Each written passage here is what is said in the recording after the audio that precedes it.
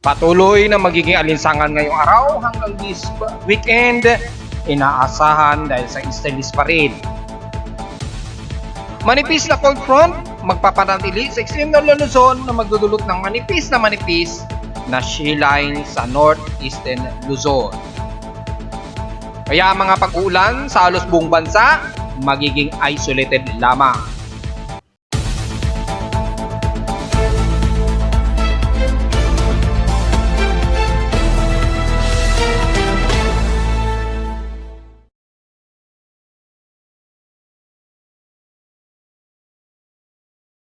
Hello, good morning mga folks. Welcome po muli sa ating daily weather bulletin at analysis para sa araw ng Biyernes, December 8, 2023. Ang oras nating boss from umaga ay alas 11:13 na ng umaga.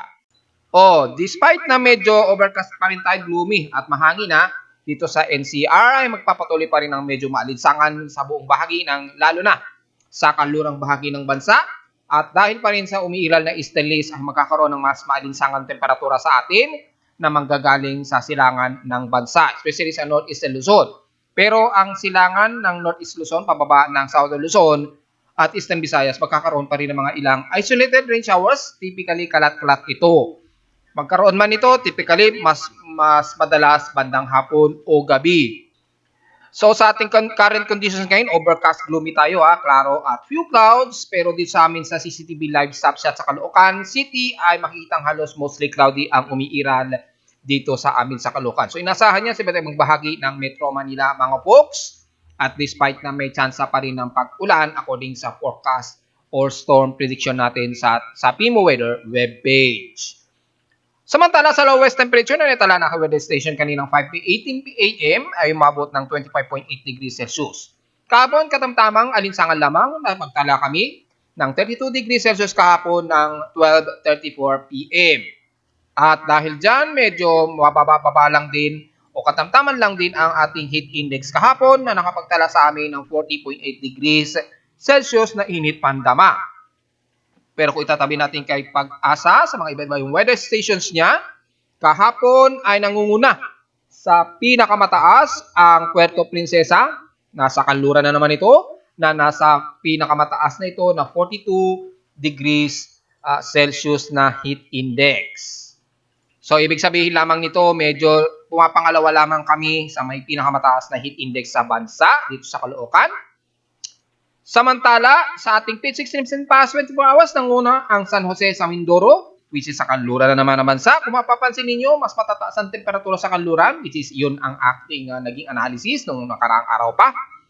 Dito sa may San Jose, sa Occidental Mindoro pa rin, sa Oriental Mindoro rather, ay na pinakamataas at 35.8 degrees Celsius ang pinakamalinsangan sa kanila. So, ingat po at huwag masyadong magpa-dehydrate dyan Inaasahan yan hanggang sa mga susunod pang mga araw, lalo na sa extreme El Nino na tayo. Sa lowest temperature naman sa Baguio City ay mababa, bahagyang bumaba ito at 16.6 degrees Celsius na pinakamababang temperatura sa bansa. Except na yun sa Benguet, sa La Trinidad at saka Atok Benguet, automatic na yan, mas lowest. Sa Basco, Batanes naman, pagdating sa Inulan naman ang Inulan, at least 12 mm ang total rainfall. Wala naman kami naitala dito sa Caloocan. At sa ating volcanic thermal alert status, nasa moderate muli itong si Taal Volcano. So silipin natin yung kanyang synopsis. Una sa kanyang thermal anomaly, so far nasa 11 megawatts ito at nakikitaan natin na merong magmatic intrusion siya kahit paano na naman. So medyo gising pa rin yung kanyang magma sa pinakabunganga. So sa mga kabatang natin, at least aktibo yung kanyang magmatic intrusion at brightness of 302.74 Kelvin. So medyo katamtaman siya, 152 megawatts according sa Fire Detection Centroid. Yung kanyang confidence niya, so far nominal naman siya. So medyo obserban na lang natin sa mga kabatang dahil medyo gising yung pinakamagmatic chamber nitong Taal Volcano. Although stationary lamang yung behavior niya so far. So sa status naman kay Bulkan Taal, ayon sa data feed ni PBOX, so far may recorded na 3 volcanic tremor daw na tumagal ng 2 to 4 minutes. Ang kanyang SO2 emission since nung huling araw niya kahapon ay nasa 8,243 tons a day. So medyo latest po ito mga folks. Medyo mataas-taas yung pagbubuga niya ng SO2 emission, pero wala namang masyadong pagbabago sa kanyang bunganga na natiling stationary. So obserbahan lang natin mga kabatang dahil nasa 8,000 tons a day pa rin yung pagbubuga nito ng pinaka SO2. Sa outside humidity natin, nasa 72% tayo ngayon. So medyo katamtamang mataas ang ating saturation at tumataas ito ng 3% since last hour. Mataas din nating atmospheric pressure at 1,012 hectopascals. So ibig sabihin lang, may manipis pa rin tayo na northeasterlies na umiiral sa extreme northern Luzon na may bahagyang umaabot pa rin sa may bandang NCR. Di lang natin masyado ito dama dahil mas nangunguna po ang alinsangan dulot ng ating easterlies pa rin na tuloy-tuloy hanggang this weekend. Sa high tide and low tide status natin, may 1 hours and 80 minutes tayo to maximum low. So, layo-layo pa rin sa mga kababayan natin na gusto pa rin mangisda dyan sa may bandang Pampang na Manila Bay. Dahil masyadong mababaw pa rin ang level ng tubig dyan. At magmas pa rin tayo ngayong araw mga folks dahil nanatiling moderate tayo at 57 index ang ating air quality concentration ngayong araw. At dahil uso na naman ang sakit sa baga o yung mga pag-ubo-ubo, mas importante ngayon tayo ay magmas lalo na sa mga crowded places, lalo na long weekend na naman ngayong linggong to. So, 3 araw na naman walang pasok, kaya sa mga gagala ay magmask po tayo, iwasan natin sa masyadong crowded places na walang mask mga folks. Sa ating almanak, sumikat ang haring araw kaninang 6:09 AM at inasalulubog ito mamayang 5:26 PM. At ang moonrise naman kagabi o kaninang madaling araw ay sumikat ito. So inaasahan ito bandang mamayang hapon pa lulubog at 1:50 PM. Napakaalanganin ng posisyon ng ating buwan. Makikita natin sa ating moon and sun position. Makikita natin na sa elevation of 35 degrees pa rin yung moon elevation. So kung medyo hindi masyado masikat ang araw sa lugar ninyo, mukhang masisipat ninyo yung buwan natin na under waning crescent of 22% illuminated. At sa ating local weather outlook, para sa outlook natin ngayong Biyernes o this weekend ay magiging partly cloudy daw ating maghapon na may chance daw na pag-ulan at 100% daw. So siguro magiging isolated ito dito sa Metro Manila. So ready na lamang na mga pananggalang sa ulan anumang oras dahil mataas ang ating saturation. So anytime yan magkakaroon tayo ng isolated rain showers just in case. At bukas ng Sabado, magiging partly cloudy daw maghapon. Pero mababa ang chance na pag-ulan at 3% daw lamang. Sa highest and lowest temperature expected in 2 days, maglalaro sa 31 to 32 degrees Celsius and lowest temperature expected na sa 24 to 26 degrees Celsius. Sa ating lagay ng panahon naman sa bansa, gamit ating real-time satellite imagery, makikitang halos wala tayong masyadong maulap sa buong bansa. Maliban na lamang sa mga ilang partly cloudy sa northeastern Luzon at dahil nga po sa salubungan at may mga umiiral pa rin na manipis na salubungan ng malamig at mainit din sa may bandang hilagang parte ng Luzon na sumasalubong pa rin sa ating easterlies na nagkakaroon ng manipis na shear line din sa may bandang pagitan ng Cagayan Valley extending. Yan, yung manipis po na shear line yan. So, yung area na yan, nagdudulot ng mga ilang kaulapan sa bahagi ng Batanes Group of Islands, silang bahagi ng Cagayan, Isabela, pababa na yan ng Quezon Province all the way sa buong bahagi ng silangan ng bansa.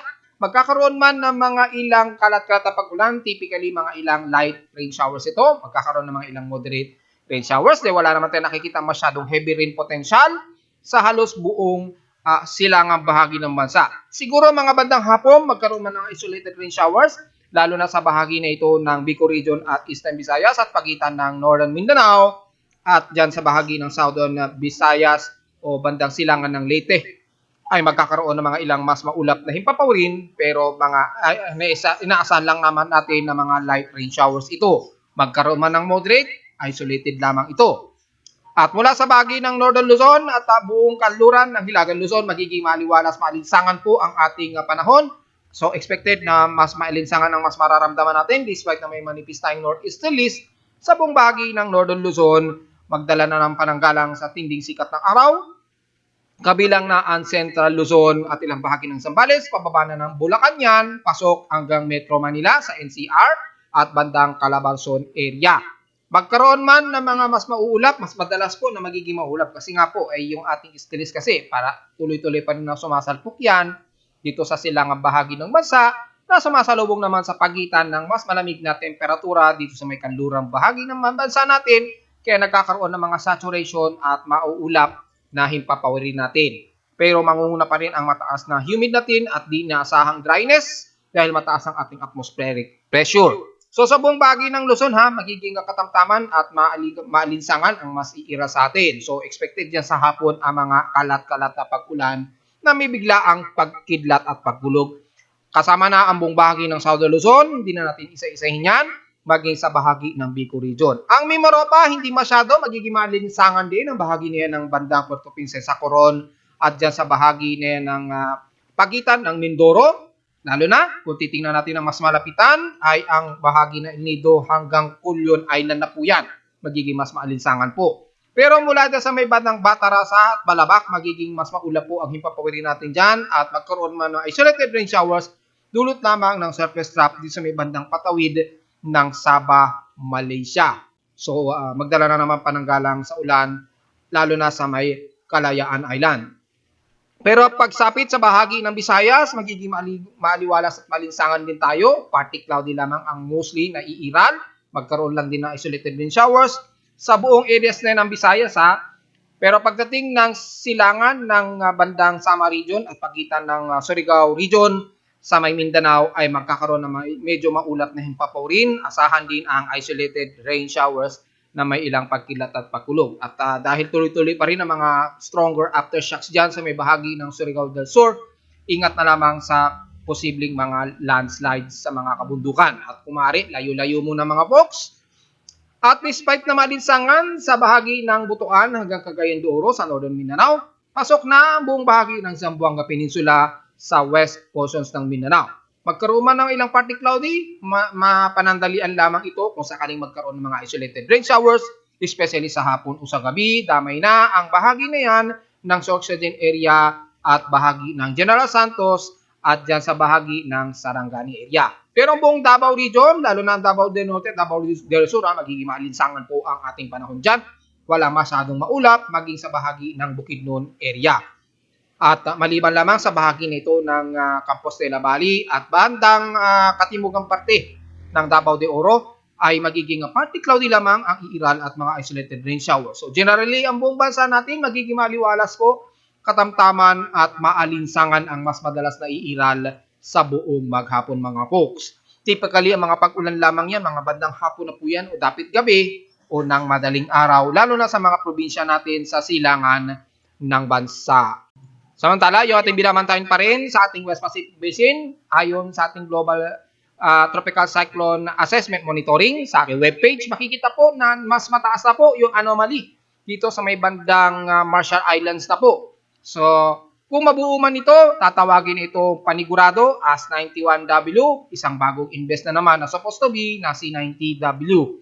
Pero dahil kasi mayroong time limit kasi ang mga low pressure area, kung sakaling hindi ito nag-invest sa loob ng 120 hours siguro, mga approximate, inaalis na rin agad ito. At papalitan ito ng panibagong invest name kapag nagtuloy na nabuo yung anomaly. At dahil sa nanatiling mataas po at stationary, mananatiling magiging stable yung ating binabantayan dito. At kapag nag-isi 91W yan, ay kung titingnan natin sa ating global spectral model, may pinapakita na pong senyales ang ating global spectral model mula kay GMA na ito nga ay kikilos ito bahagyang pakanluran. Pero ayon kay GMA sa global spectral model, mas mababa yung track nito bandang southeastern ng Mindanao ito kumikilos. So medyo alanganin pa sa ipinapakita ng mga computer models dahil sa computer models bahagyang mas mataas ito ng bahagya na kumikilos pasilangan ng Mindanao. So, yung galaw nito, pakanluran, palapit sa silangan ng Mindanao o pagitan nga ng Eastern Visayas at Northeastern Mindanao. So, nanatiling aktibo yung pinapakitang forecast ni GFS. So, maaaring since this weekend, nagkakaroon na ng bahagyang significant ito, ay ating itong babantayan din approximate by this coming weekdays, magkakaroon ng posible pa lang na significant na pamumuo at magiging isang tropical depression. Ayon yan sa forecast ni GFS hanggang tropical depression ang nakikita natin dito habang lumalapit sa silangan ng Mindanao o Eastern Visayas. Tutukan natin ito mga folks hanggang this coming week days. Sa SMWF, hindi pa masyado significant. Pinapakita ni ECMWF rather, na aktibo yung binamatayan na low pressure area na pinapakita ni GFS at NABGEM. Dahil kung kay NABGEM man lang natin pagbabasihan, bukod sa posibleng si 91W, mukhang may susunod pa kay 91W na mukhang susunod sa kanya. So, tingnan pa rin natin dahil masyado pang mahaba o very long forecast pa ang ipinapakita ng mga ito. Hindi pa natin masyado ma-confirm ng 100% yung significant ng susunod kay 91W. Sa ngayon, yung posibleng si 91W na mabubuo, ating babantayan hanggang this weekdays na ito ay lalapit sa bahagi nga po ng silangan ng bansa. Mag-update tayo time to time kung ano mang magiging progress nito, pero gaya nating inaasahan na since nung si 90W pa lamang ito, ay yung kanyang significant formation ay tatagal talaga yan ng more than 100 to 300 hours pa. Dahil napakahaba ng nagiging forecasting at masyadong stationary yung sirkulasyon dito na ating binabantayan. So tumatagal ng mahigit 1 week. So sa ngayon, ito ay hindi pa nagtutugma sa iba't ibang weather agencies, pero sa mga computer models natin, halos nagtutugma kay GFS at kay NABGEM, which is napaka-aggressive ng ipinapakitang long forecast ng mga ito. Kung titingnan natin sa mean sea level pressure sa ating global spectral model, pinapakitang halos shallow pa lamang ang ipinapakita nitong si posibleng 91W. Ayun, naglalaro sa 108 to 1,006 hectopascals. Medyo shallow pa rin siya. So, hindi pa masyado significant kung nagtutugma sa pinapakita nga ni GFS at NABGEM sa ngayon. So, obserbahan pa rin natin tuloy-tuloy hanggang this coming weekdays pa, hanggang bukas sa Sabado at Linggo. Tingnan natin kung magkakaroon na siya ng organized development. Sa ngayon, medyo unpredictable pa yung mga galaw at behavior nitong si posibleng 91W. Mag-update tayo niyan anytime. May gale warning ba tayo? Yes, bahagyang may gale warning na naman tayo dahil sa patuloy pa rin ang pagdaloy ng ating easterly wind dyan sa may northeastern Luzon, lalo na sa Batanes Group of Islands, naglalaro sa 1.25 meters ang taas ng alon sa loob ng 48 oras. So medyo bawal pa rin. Pero may portions kasi mababaw lamang yung alon. So siguro around 5 nautical miles sa silangan bahagi ng bansa natin, wag lang naman tayo lalagpas ng at least 5 nautical miles. Dahil mataas na po ang alon, ingat na lamang sa ating malilit na mangingisda. Medyo magpaalalay na lamang kayo sa ating Philippine Coast Guard. At para maiwasan ang hindi inaasahang disgrasya, lalo na't pataas po ang gale warning natin, sa halos buong silangan ng bansa, epekto pa rin ng malakas na salubong nitong easterly wind flow. Sa ulat lindol naman tayo, ngayong araw ay so far, nasa total of 250 na po ang active strong aftershocks na nare-record ng aking monitoring dito sa aking nearby earthquakes mula sa amin sa Caloocan, sa Pimo Weather Station. At makikitang yung active, tuloy-tuloy pa rin dyan sa may Surigao del Sur. Ingat na lamang sa mga kababayan natin, kanina na lamang ay nagkaroon na naman ng another aftershocks dyan sa bahagi ng Surigao del Sur sa Hinatuan, sa off-coast natin. So patuloy pa rin ang pagyaniga, halos ilang araw na. At kahapon nga po, nagkaroon ng magnitude 6.9 na lindol dyan sa may bandang Vanuatu, malapit sa New Zealand at sa Vanuatu Islands. So mukhang madalas po na naman ang pagyayinig natin dito sa may bandang dagat Pasipiko natin. Mukhang masyado aktibo ang ating mga ring of fire sa atin malapit din sa Pilipinas. Ang Pilipinas kasi is bahagi ng ring of fire o mga pulo-pulo na mga bulkan sa paligid na at matataas ang mga kalibre ng mga fault lines dyan sa Pacific Ocean natin. Kaya gising na naman ang mga pagyayanig at mukhang yung mga tectonic plates ay mukhang sabay-sabay na nagsisigalawan na naman mga folks.